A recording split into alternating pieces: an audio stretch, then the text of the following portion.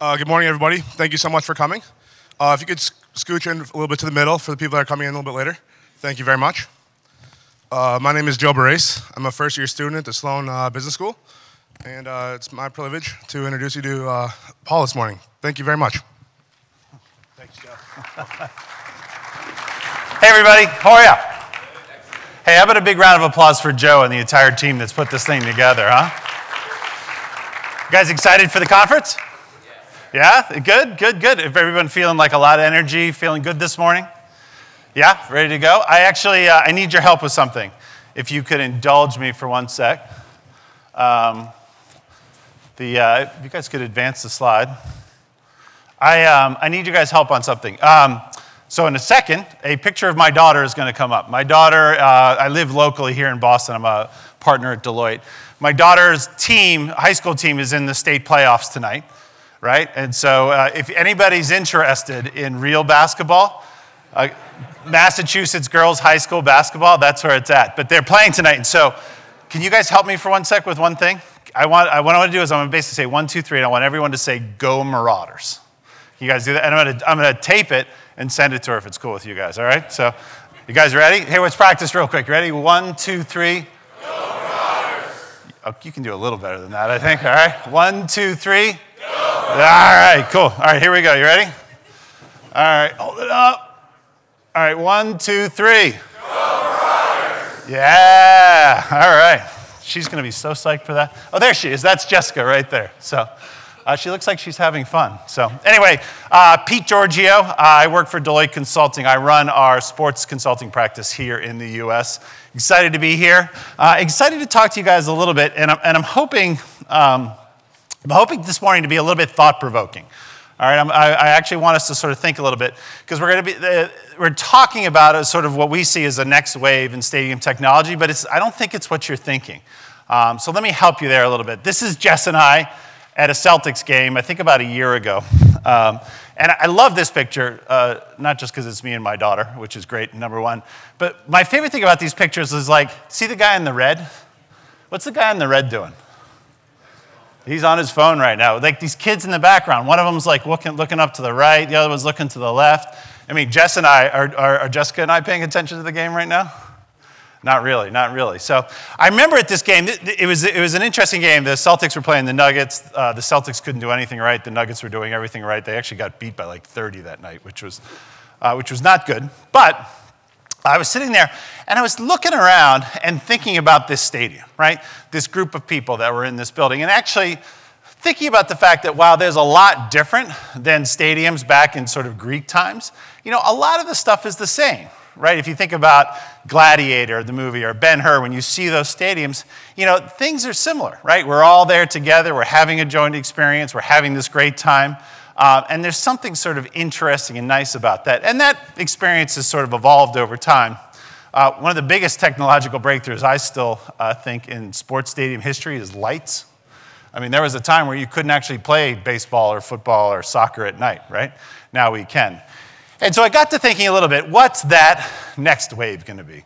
Where are things going next, right? And as you look around, where there are going to be sessions that you're going to go to this weekend on AR, on VR, on beacons, drones, right? All of these new technologies that are all really sort of changing and shaping and thinking about the fan experience. And they're all very cool, right? They're all going to actually do some really interesting things to how we sort of engage with and experience events.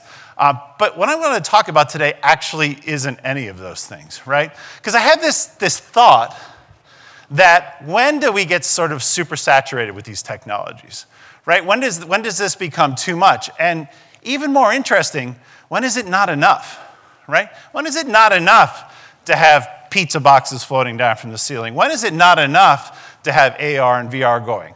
What's next after that? What is going to be that sort of next wave, that sort of next generation that's happening? And I did what I always do in my consulting work. As I thought about this, I thought about Jess. Right? I thought about my daughter. She's a millennial. Actually, she may even be whatever's after millennials. But I thought about what is she going to want? And I thought a lot about this idea, and this is something that we know left and right, all the research says about millennials. Experience is important, right? They would much rather spend money on an experience than spend money on a product. Right? We see this over and over again, not just in sports and consumer goods. I do work for hotels too. We see in all of these things. And the interesting thing about it is we always start by talking with millennials, but I think the most important thing to remember about millennials is they are a group of people in and of themselves. They're also teaching us, the rest of us, what to expect. Right? That's the big thing for me about millennials. So they don't just have expectations of integrated, great, joint experiences. They're also teaching me to want that. They're also teaching my grandmother to want that. They're also teaching the rest of us to want that. And so I think it's interesting. They want to have a great experience, and more, they want to shape that experience. They want to be the person who's at the center, who's actually helping create that experience for themselves, for their friends. They want to get together with their friends, create a joint experience. And it got me thinking, how do we do that in stadiums? Right? How do we do that with our technology? How do we sort of create and sort of feed that desire that they have? And one of the ideas that I was thinking about was something that's not new. Okay, just so you guys know, what I'm talking about today is not new. But I'm not sure if you guys are familiar with platform theory. It's this idea that you take what maybe had been traditionally a very closed, very controlled experience and open it up. Open it up. Every single one of you in this room has experienced platform theory, right? How many folks have ever downloaded an app for their iPhone or for their Android device? Right? Is there anybody who's not raising their hand? That would be amazing, right? That is platform theory at work, right? Apple and Google have created a platform that they've opened up to other people to sort of build upon, to extend, to actually make even better, right? How do we think about that in a stadium world? Right? Is that possible? Is that something that we can do?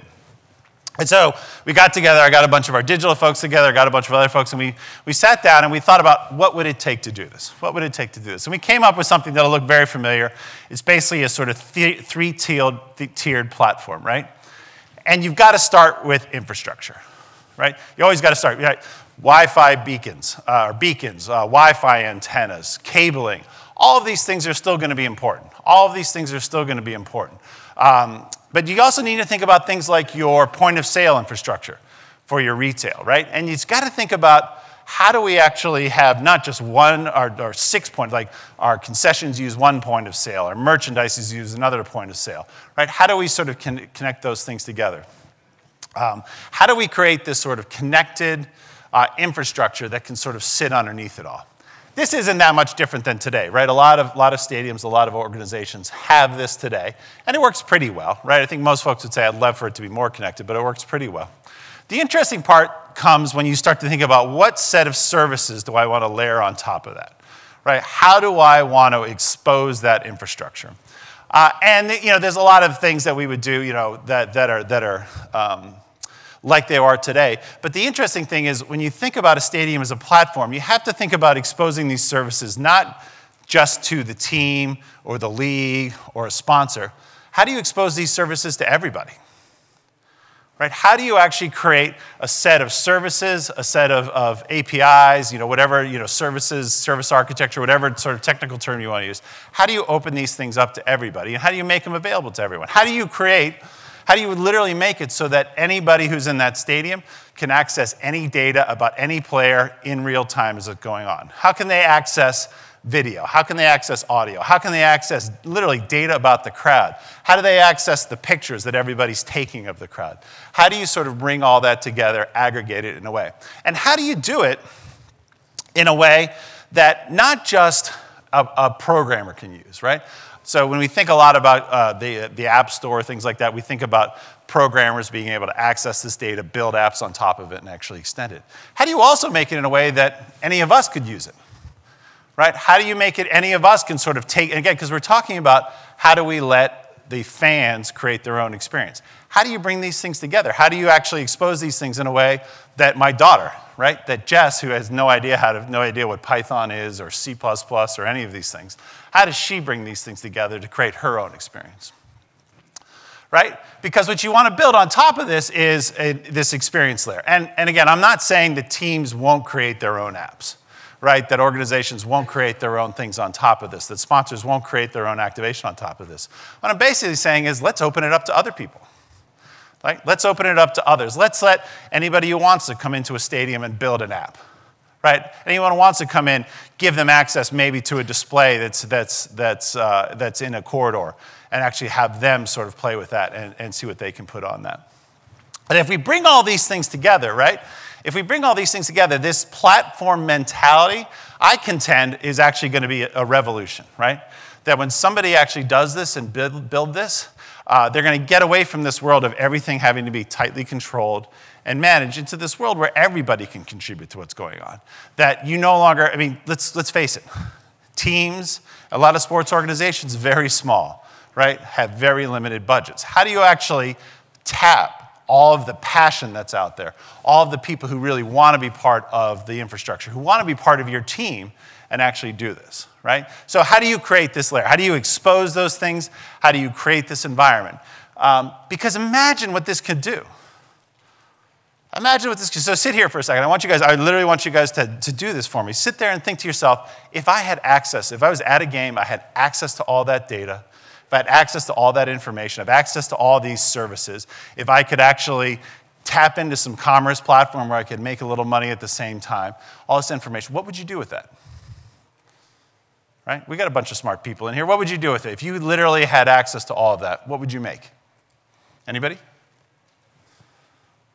What would you make? I know what Courtney would make. Courtney keeps talking to me about bathroom lines, right? She would literally make an app that sort of allows me to plan my bathroom breaks, right? It would predict when any of the bathroom lines are getting longer and shorter, would tell me which ones to go to, right? Other people, anything else? What would you build? Nothing? Would you build what? A casino, right? Exactly. In a world where, gambling starts to become a little bit more ubiquitous, especially in the US, but, internationally, how do you use that to build some sort of gambling application? How do you build an app that lets me, in the moment, put a wager on who's going to score the next point, right? Who's going to make the next assist? Absolutely. I love it. Exactly, inventory management, yep. And then it would be interesting because if you put that in the user's hands, so something around helping concessions push inventory, right? How do you actually help them? And the interesting thing for me is there's maybe 3 or 4 people who want to help the concessions, right? You create a marketplace, you create a platform, you see which one works well, which doesn't, right? But again, the concessions don't have to do this, right? You're going to find lots of people who want to do that for you. Other people? I have this vision, actually, that I think would be really cool. Guys, imagine, so TD Garden, how many folks have been over to TD Garden, the Celtics Stadium? A few of you guys. I have this picture in my head of a hackathon, right? Can you imagine that if TD Garden had this infrastructure in place, had this platform in place, a hackathon that went on during the day, you bring in 10,000, 20,000 people with their laptops, expose the services, let them sort of have contests to see who can put it on the big board. Can you imagine both the press that would create? You'd also come out of that day with 10 new apps that the team could use that night, right? That was exposed on that platform. And so I think the point is that if you think about this world, if you create this platform, who knows what's going to get built on it? Right? That is the point. You never know. Just like the App Store, you never know who's. It's amazing how many people have ever sort of seen an app on the App Store and said, "Wow, that's cool. Why didn't I think of that?" Right? How do you create a world where all these people who exist in the world, who love your team, who love your sport, actually are contributing to it, right? Making that happen. Now, I'm not suggesting, by the way, that this is simple, right? And it's complicated in a few different ways, right? The number one thing is this would take a pretty big change in the way a team sort of thinks about and orients itself to the experience that it creates, right? And even in that statement, I said the experience that it creates, right? We live in a world where teams and organizations are very tightly controlled of the experience they're creating, right? We know exactly what's going to happen every minute. We have sponsors who've bought, certain rights and certain things happening in the stadium. And these things are going to be hard to overcome, but I don't think they're impossible. Okay, I don't think they're impossible. Again, the team would have to, or the organization would have to step back and think about how do I not just become the operator of the venue, how do I become the owner and operator of this platform? How do I create this thing? How do I put it out there? right? And as we talk to teams about this and talk to them about doing this, there's a few things that we suggest they think about, right? The time to do this, and in a lot of ways the time is now for a lot of teams we talk to, is when you're either building a new stadium, right, or refreshing existing ones. Right, building new stadiums, refreshing existing ones. This is the time to do it. This is the time when you both have, to be honest, you have the capital available usually to sort of tackle something like this. But it's also a time of change for organizations, a time when an organization is really sort of thinking differently, approaching this thing differently. It would also be a great way, by the way, for those who sell sponsorships to sort of sell new sponsorships, think differently about how we launch these things and things like that. But you've got to sort of do it from the beginning because it's going to take some work. It's going to take some work. You've really got to figure out how do you, if you're going to build this, you've got to encourage the development community to contribute to it, right? So you really have to sort of think about how you reach out to the development community to actually have them build these things, to build these on your platform. When you launch, you probably want to have a few of these things available to be able to tell those stories, but you really need to encourage folks, right? And this, by the way, takes more work than you think, right? Because you've got to build the platform, you've got to document the APIs, you've got to expose them to folks early so they can iterate on them and think about them and use them and test them out for you, right? So it's important to sort of reach out to developers early, right? And you've got to think about how you want this platform to operate, right? And one of the most important questions that you're going to have is how does it make money? Was that one of the questions that was on people's mind? How does this make money? Exactly. You've got to figure out how and there's a bunch of different ways you can do that, right? There's a bunch of different, you can charge people access to the platform, right? You can charge people access to the data, you can charge people access to it. I contend that one of the biggest things you'd probably want to do is think about the data monetization, not in terms of charging people access to the data, but imagine the world of data that you can create and then use, right? So don't create barriers for people to add data to your platform. Think about what you could actually do with that data, because that data is a gold mine, right? That data is a gold mine for you, right? So think about your sales and marketing group being able to use that data. Think about using that data to actually know who's in the stands, know who their friends are, who's not in the stands, who are they bragging to on Facebook and social media, right? What do they care about? What are the things that they're actually doing? Think about selling that data to third parties. Think about there's probably a lot of folks in here who sell sponsorships. Think about, what a sponsor would actually pay to have access to that data, would have access to that information. All right? And again, this is not just about sports, right? This is not just about sports. This is actually could be applied to any event that you have in your stadium. This is also, Jess actually promised me I'd put a picture of Taylor Swift in here, so I had to put that in here as well. So, but this is not, imagine what a concert goers, Courtney's still going to want to go to the bathroom right at a concert, but what are the other things that actually apply to in a concert situation that we could do as well? All right? So the idea is, how do we step back? How do we are we willing to sort of cede a little bit of control, right? Are we willing to open this thing up, give access to other people, and are we willing to sort of step back and be surprised by what gets created, be surprised at what gets put in place, be surprised and willing to let people sort of create their own experience, fans create. I mean, imagine when you're the team that allows fans not just to be put into an environment where you control what they do. Imagine when they literally go to their friends and say, wow, I went there last night and I helped create this thing. I was part of building this thing. I was part of this team. So that's mostly what I wanted to talk about. Anybody have any questions? Yeah. Right, very good question. So the other thing that happens, so the question was, how do you secure this platform? How do you secure this platform? One of the biggest things when you do sort of open things up is a security question, right? The security around payments, the security around personal information, the security around it. Again, it's not, you have to, there's a couple different ways you do it, but again, it's nothing that doesn't exist already, right? You've got to have a robust authentication scheme in place, right? You have to invest heavily in cyber protections, right? You need to protect this information probably in the same ways you're hopefully already protecting a lot of that information that you collect. But it's got to be a priority, right? It's got to be one of the things that you think about and you put at the center of this. Because again, as you're opening up this platform to other people, you never know what sort of, what their intentions are, what they're trying to do, where they're coming from, absolutely. So it's a huge concern. So, yeah? How are you as Deloitte working together with like the stadiums and team owners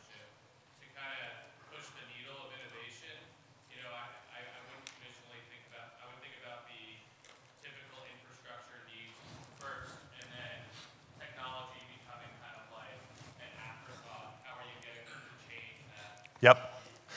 So one of the ways, so the question is, how are we getting sort of teams to sort of think about this, think about innovation, extend beyond just putting in beacons and Wi-Fi antennas and sort of thinking about this more holistically? Is that basically the question? Yeah. And so part of the way we're doing that, you're witnessing right now, right? So I'll be open and honest with you guys right now. There's nobody that's doing this yet, right? This is part of it. I know I work for a consulting firm and we sell consulting and we want to help people do this. I want this as a fan, right? There's a piece of me that's pushing this because I want to be able to do this. I want my kids to be able to do this. I think live sports and events are going to be, a lot of people talk about whether or not we're sort of competing with the couch for live sports.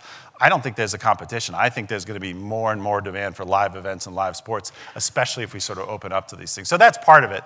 One of the biggest challenges we have when talking to a lot of teams is that this is technologically expensive, right? This is technologically expensive to do this thing, especially a lot of teams already have an existing POS system. They already have an existing data warehouse platform. They already have, right, and all those things are tied up in different sponsors. And getting them to connect is actually not that easy, right? And actually, one of the biggest things that we see is proving to them that why would I do that in the first place, right? Because these are, and my apologies for the most part, these are people who are older than I, who for the most part share the same gender, who just don't think in the way that Jess does, or most of the people in this room does, around seeing the value of that. How much more would I love that experience if I saw myself in that experience? And that's the thing that we're working to sort of get people over. So does that answer your question, or? What is the business development process look like? Is it a pretty long sales cycle?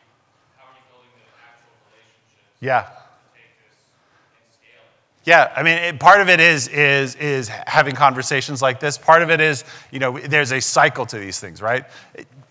Right now, just so happens to be a great time to have these discussions, right? Because there are a lot of refurbishments going on right now. There's a lot of new stadiums going up. We were having discussions with a bunch of different teams about what they're doing. And so now is a good time. But it is a long lead time, right? So when you're putting something like this in place, you're putting something in place for the next 20 years, right?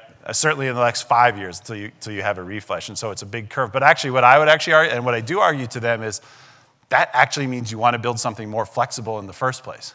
I have no idea how people are going to want to consume content in 5 years, right? My iPhone, 10 years ago, didn't exist, right? Didn't exist, right? Are people going to be wearing glasses? Are the people going to have contacts by them with information? Is there going to be some whole different thing? I don't know.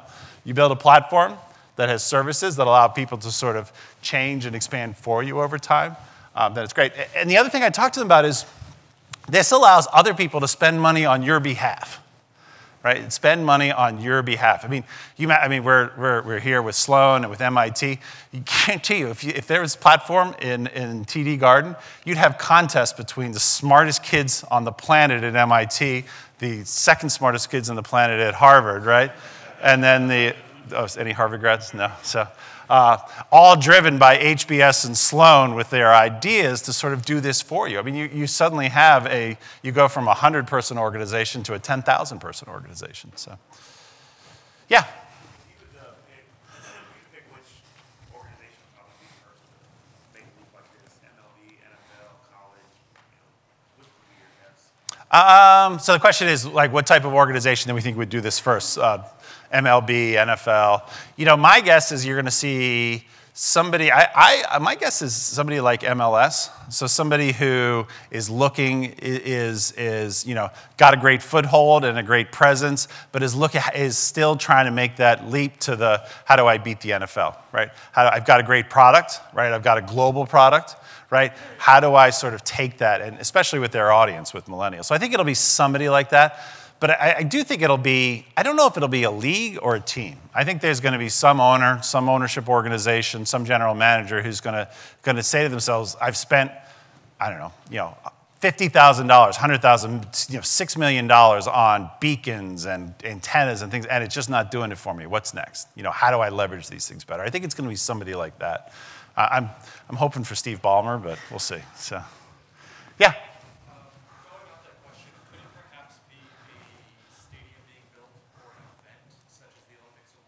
Could be, yeah. People always have to say they're the most innovative. Yeah. I think that Yeah, so the question is, could it be just a stadium built for an event like the Olympics or World Cup or some sort of thing? I think absolutely. I think especially in a world where, and I'm sure half of you are already here with me, you build this for a stadium. There's no reason you can't extend this platform outside the stadium, right? You can't extend, I mean, everybody's building these mixed-use facilities. It's not just a stadium, it's retail, it's restaurants. How do you build, when you build this platform in your stadium, how do you create an underlying commerce engine that doesn't just get leveraged in the stadium, but you make all of the restaurants in the area use. You make all you mesh all those things together. And I think the same thing is, we've had some initial discussions with our friends in LA. Actually, we were having lots of discussions on this a couple years ago here in Boston when we were hoping to bring the Olympics here. And that idea, you're going to see it, especially because 2024, this technology is going to be old hat, right? We're going to need to think about what's next. So, absolutely. Other questions? Oh, yeah. How do you incentivize the fan to use the platform? Yep. The question is, how do you incentivize the fan to use the platform? I think there's a couple different ways.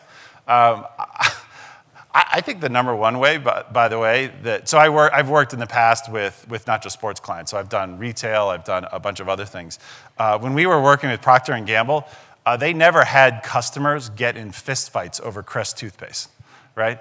The passion, the emotion, I honestly think you put this thing out there, just the passion that sports engenders alone is going to be an incentive. Now, at the same time, you've got to create a way. When you build a commerce engine, right, you should actually build it in such a way that you can share, that people can both leverage that commerce engine to make money for themselves and share it with you. So there's things like that you could do. Even things like, those who run sports teams know the crazy things that people will do for a free T-shirt, right? How many people have danced in public in front of 40,000 people just for a free T-shirt, right? So I think that's going to be one of the easier parts, but it's certainly something that can't be ignored. Yeah. I work for a team, and we're not building a stadium anytime soon. Yep. And we have plenty of platforms already in place. Yep. So I guess my question is, knowing that things aren't going to change radically. Sure. Near term for us, are there some smaller scale ways to accomplish something? Yeah. So the question is, team, not doing a rebuild, not doing a refresh, has some platforms in place. How do you sort of play with this, right? What I would tell you is pick one. Pick your concessions platform. Pick your, create a sign somewhere that people can access. Do an experiment to just sort of see, can you incentivize fans to do something? If you open just a sliver up of what you're trying to do you get access? Do you get people excited about it? Do they want to, and I think some folks are playing around with, you guys have seen the Twitter boards where you put up the tweets that people say about the team. That's an example, right, of this. How do you sort of take that to the next level? And I would say, not just make it so Twitter so anybody can do it. I would open up some sort of lower level API, talk to a local professor at a college, and sort of say, hey, as a class experiment, I'm making this available to you. See what your kids do with it. Try it out. So, but pick something, some sort of sliver, some sort of part of the stack. Yeah? So you start off with that picture where there's a distracted fan behind you. Yeah. Do you think with this platform you're going to see everybody on the phone in the future? I don't know. Yeah, so the question is, we talked about distracted fans at the beginning. Is this going to get to a world where everybody's distracted, right? Where everybody's distracted. I have a bit of a contrarian point of view that I think a lot of people do with phones in general at sporting events. And there's some teams, and they've told me, they disagree with me on this. I actually think, I don't care necessarily if somebody's looking at their phone during a sporting event, as long as they're still engaging with me, with my team, right? As long as they're still, because I think of it no different than if they're looking up the scoreboard, right? They're engaging with what I'm trying to create, the experience that I'm trying to create. My hope is that what this creates is a world where you have enough people creating enough different sort of facets of the experience, so let me bring them together, that what it does is it actually increases engagement, right? I don't know if it's going to increase watching the game, right? Because again, my daughter and I are a great example. I want to watch the game, right? I played basketball growing up. I played in college. I'm trying to see sort of how they're using the pick and roll, how they're sort of switching defenses. My daughter's seeing if she's on the TV. My daughter's taking pictures of herself and letting her friends know, right? My daughter's sort of looking to sort of see when's Isaiah Thomas coming back in the game. And so, but I think if we build the right platform, we can serve all of those purposes, right? We can serve all of those purposes. And my hope is that while it may get people to look at their phones more or less, it'll get them to engage with the Celtics, get them to engage with whomever it is. So, make sense? There was a question. Yeah. Have you worked with or studied teams that are using stadium-centric technologies and apps like the Sharks or the Vikings that are trying to do these in parts? And if so, have you found those apps to be successful to some extent in furthering that? Yep. So the question is, for some of the teams that are starting to do this, Sharks, Vikings, are they successful in sort of opening these things? Yeah. So I haven't talked to the Sharks or the Vikings, right? But we've talked to a few folks that have sort of been playing with this. And I would say they've been partially successful. But actually, I'd also say they've only partially sort of opened things up, right? They kind of want to sort of sneak into it. I don't think this is something you can, I think you've got to, I think you can take a sliver, right? But you still got to go deep. You really got to sort of open yourself up and let people sort of play around with things. You can't just kind of creep up it and sneak up on it. So, but actually, I'd love to afterwards to hear about what the Sharks and Vikings are doing, because that'd be great to sort of learn more. I don't know if I've got 35 seconds left. Anybody have a 35 second? Yeah. Okay, so let's say this platform gets built. Yep. As a fan, Yep. what do you want to have built in the stadium? What do I want to have as a fan? I would have. What do you want to have? Yeah, so I'm to be honest, the big thing I'm waiting for is when I could, because I'm actually a technology guy from way back, so actually I want to build something on it, right? So what I want to build is I want to build that interface that allows me to literally, at least in the short term, my favorite thing would be is I think AR. Well, I kind of sort of said what I'm not talking about today. I think AR is going to be huge. When do I get to hold my phone up to the game with a Pokemon Go type screen on it and put stats on top of all the players, right? How do we sort of create that sort of thing, right? How do I think I'm with the gentleman right here. I can't wait to bet my friend sitting next to me who's going to make the next three-pointer, right? And not necessarily money, right? But I want to put a bet out on Facebook that where the two of us sort of go head to head and I win and everybody knows about it, right? That's what I care about. So, am I getting kicked off? All right, cool. Well, thank you guys very much. 7 p.m., Belmont High School, Marauders. You all now are invested in their success. Thank you very much. So.